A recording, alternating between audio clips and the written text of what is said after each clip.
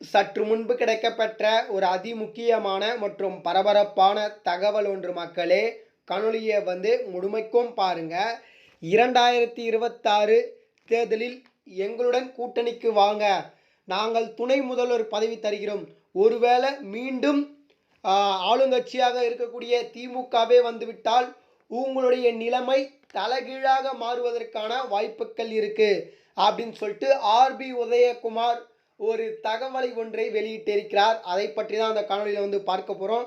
காணொலிக்குள் போவதற்கு முன்பு இது போல அரசியல் சார்ந்த உண்மை நிலவரங்களை நீங்கள் உடனுக்குடனே தெரிஞ்சுக்கணும்னு நினச்சிங்கன்னா நம்ம சேனலை மறக்காமல் சப்ஸ்கிரைப் பண்ணிட்டு பக்கத்தில் இருக்கக்கூடிய பெல் பட்டனை ஆலில் செட் பண்ணி வச்சுக்கோங்க.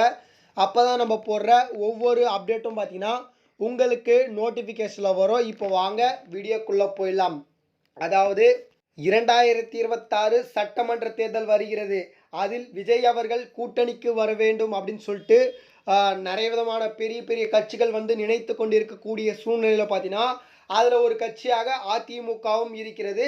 அதிமுகவுடைய முக்கியமான பொறுப்பில் இருக்கக்கூடிய முக்கிய முன்னாள் அமைச்சர்களில் ஒருவராக இருக்கக்கூடிய ஆர்பி உதயகுமார் அவர்கள் என்ன சொல்லியிருக்காரு அப்படின்னு சொல்லிட்டு பார்த்தீங்கன்னா, அதாவது எங்களுடன் கூட்டணிக்கு வாங்க, எங்கள் எடப்பாடியுடன் கூட்டணிக்கு வந்தால் உங்களுக்கு துணை முதல்வர் பதவி கிடைக்கும்.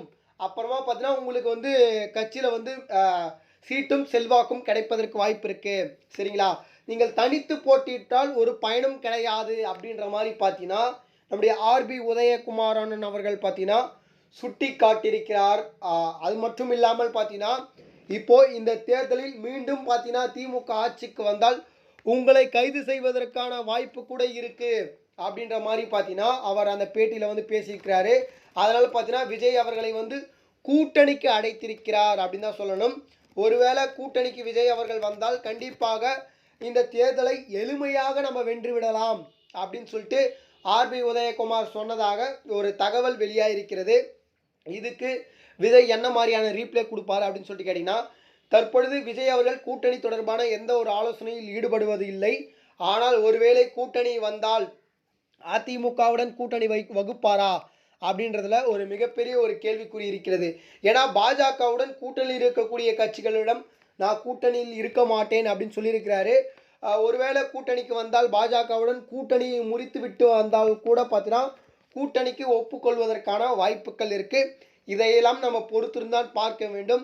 தேர்தல் சமயத்தில் என்ன மாதிரியான நிகழ்வுகள் அரங்கேறப் போகிறது, என்ன மாதிரியான மாற்றங்கள் ஏற்பட போகிறது அப்படின்னு சொல்லிட்டு நம்ம பொறுத்திருந்து பார்ப்போம்.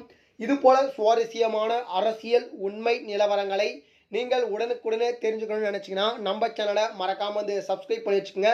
நன்றி. அடுத்தடுத்த வீடியோவில் சந்திப்போம். நன்றி, வணக்கம்.